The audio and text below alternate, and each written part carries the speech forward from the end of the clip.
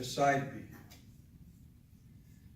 Although I failed to sleep as you slept beside me, my exhaustion a sunset with your smooth horizon breathing and perfect in darkness beside me, and the form of your body remains an angel in the bedding, pressed wild rose petal in the pages of some sacred text. Your imperceptible breath missing leaves empty silence suspended, a forest ghost of fresh blue wind in the smoke and yawning air around me. Your eyes closed in my nighttime memory, cupped in a green garden sheltering rare midnight bird song.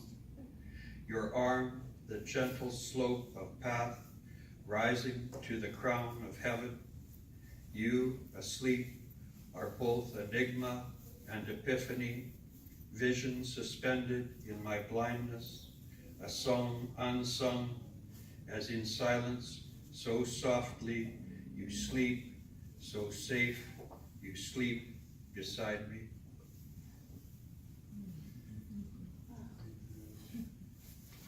And one final piece.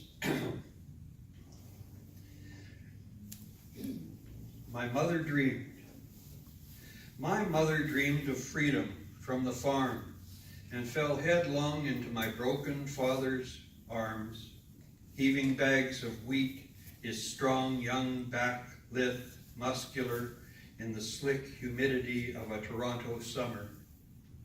My mother dreamed of freedom and the slightly older native guy who played guitar at Pilot Mound, Manitoba dances when she was 12 and allowed to attend. Seeing her, he would always put his guitar down, abandon the band, and dance her ecstatic once around the floor.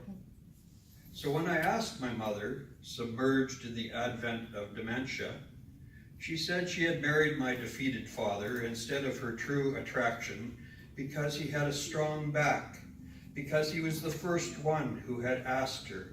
And it was 1949, she was already 20. All her girlfriends had married at 17 and 18 to survivors of World War II, and she alone had not been asked.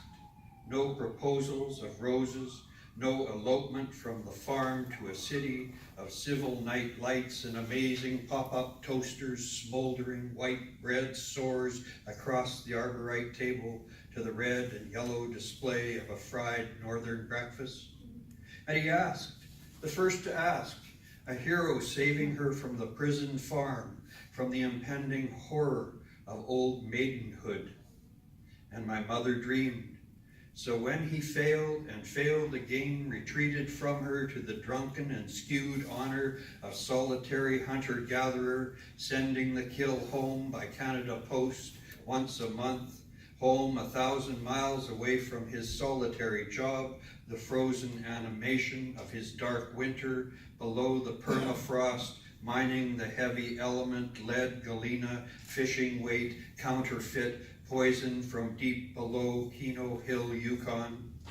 And my mother dreamed of freedom when an elder of Israel with a drawling Utah smile led her to total submersion, marriage to a religion of cowboy gods who asked much by tithing and time but did not strike her. The God refrained from wine and misery, a God of opulent procreation, farmer God in an office suit, excessive God pleased by shiny coins and the idiot songs of hopeful children. Oh, my mother dreamed. She was the lady of the lake. She dreamed of art galleries and driftwood collected was carefully varnished, drilled, and turned crafty lamp pedestals, spread out across the basement floor to somehow redeem the failure of a family where everyone broken reached out to everyone broken for the severed possibility of a dwarfed idea of love. We'll drill holes in this driftwood, she said. We'll run wires, buy fixtures, we'll make lamps, and let our little light shine, won't we, Tim?